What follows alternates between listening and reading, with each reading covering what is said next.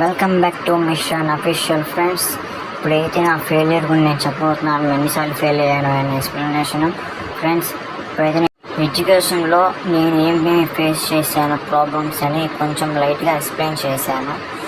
4 times fail అయ్యాను నేను.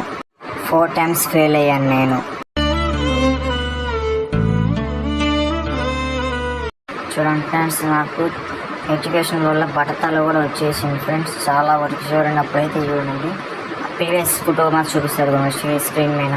Previous photo చూడండి ఉత్తకున్నాయి, అప్పుడైతే ఎలా ఉన్నాయి ఇప్పుడు చూడండి, మొత్తం ఓడిపోయినాయి ఫ్రెండ్స్. ఇన్విజిలేటర్ రుద్దేది బుక్లెట్ కాదు, మన జీవితాన్ని వాళ్ళు చాలా జాగ్రత్తగా చేస్తూనే ఉంటాయి. కొంతమంది ఏంటంటే ఫెయిల్ చేద్దాం అనుకుంటే పాస్ చేద్దాం అసలు ఉండదేమో.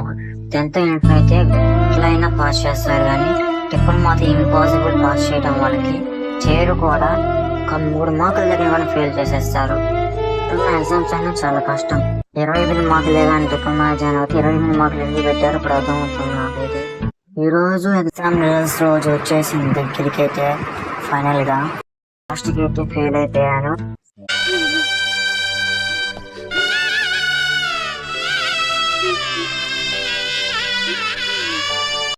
అలవాటానికి అయితే చదువుతున్నాము. ఆ చదివిలోకి కొంచెం మిస్టేక్లు మధ్యలో మర్చిపోతున్నాం పాయింట్స్.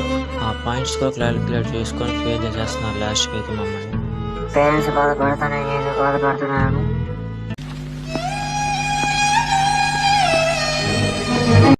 ఏం చేయాలో తెలియట్లేదు. చుట్టాలేమో పాస్ చేయడం అబ్బాయి అని రామచేయ అడుగుతున్నారు.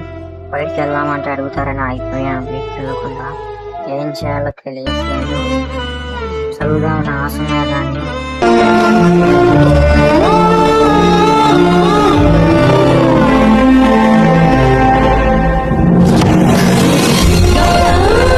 ఒకేసారి పెట్టారు. మొత్తం ఒకేసారి రాయాలి.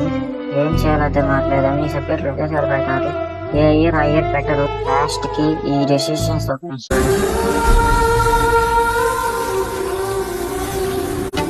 నేను పైకి చెప్తాను, మిగతా వాళ్ళు చెప్పరు, అంతే తేడా.